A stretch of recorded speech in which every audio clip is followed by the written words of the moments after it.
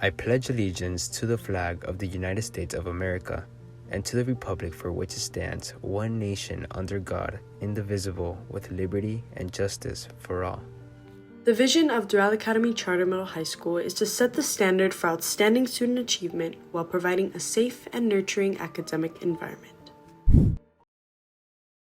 Good morning, Firebirds. I'm Stephanie Acosta. And I'm Eva Garcia. Today is Friday, January 27th, and you're watching the 16th episode of the 4th season of our weekly show, The Rise. After a few weeks of cold weather, our tropical climate has returned as we enter the weekend.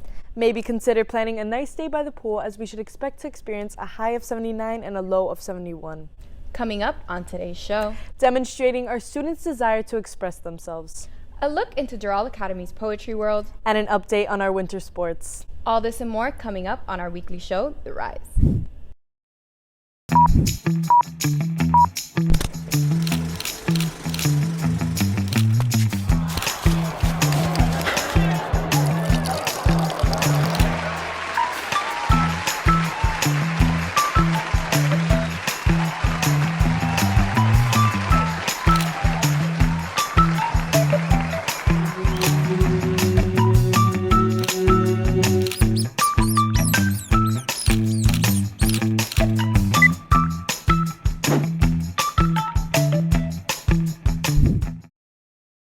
Last week, our school's Green Club had the opportunity to make a positive change in the Doral Academy community.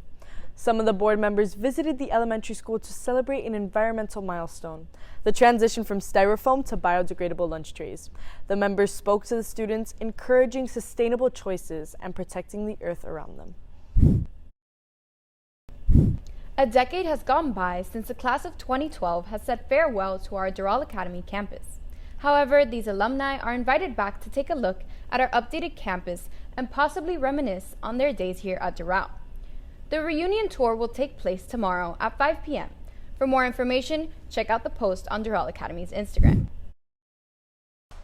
Here at Doral Academy, we offer the opportunity to exhibit different forms of skills, specifically performing these skills. Here's Andrea Colon on how students practice the art of self-expression.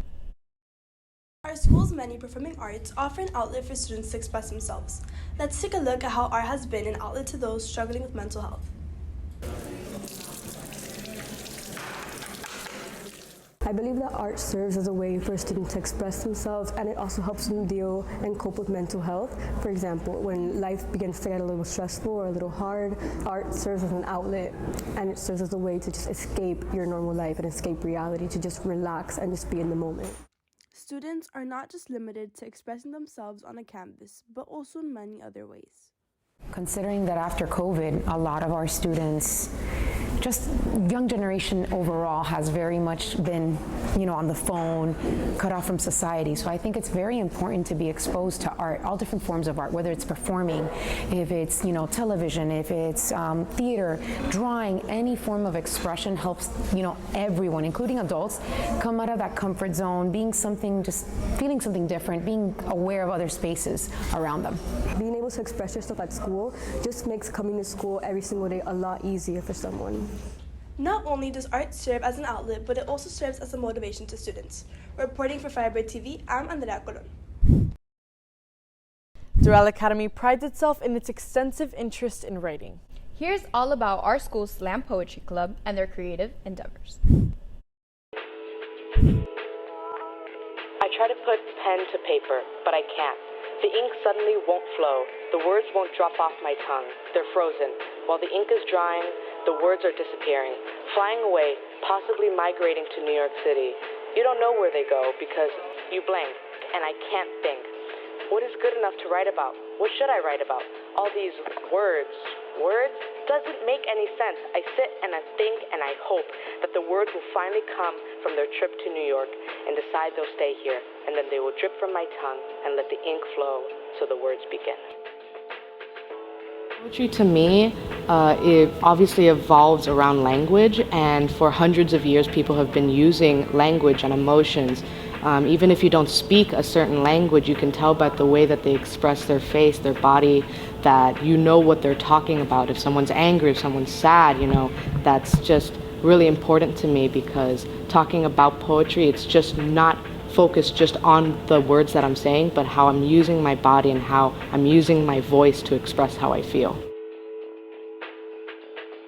Poetry is a special type of expression to me, and it means a lot to me because I've always tried to write it under the premise that a million people can understand the same thing a million different ways. And I want a piece to stick with a million different people, even if they all understand it differently. That's why I write.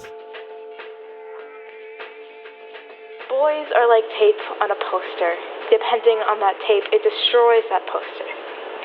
Ruins you, rips you into shreds until you are unusable.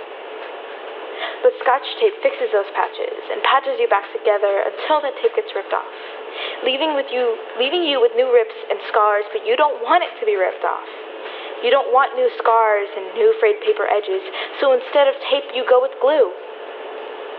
But glue has other problems. It lingers. Tape gets ripped off and leaves fresh scars, while the glue stays. It stays even when it's told to leave, so you go back to frayed paper edges, and now there's some stick. And all you're left with is damaged goods. Poetry to me is a good way to express myself because especially when you write metaphors and similes and other figurative language in these poems, you're putting in so much emotion, but you're the only one who can understand it. Everyone else can come up with their own point of view on it, but you really know what it means. And if you get to share that meaning and people can also understand what you're really trying to come across, it's the most beautiful feeling ever. Poetry is really special because it's writing about something that is so personal to you and so specific, yet everyone can still relate to it some way or another. As our winter sports begin to take on the road to the state trophy, here's Vanya Sarak with this week's sports report. As we reach towards the end of this winter season, our Firebird athletes are doing everything in their power to reach that state's trophy. Here's this week's sports report.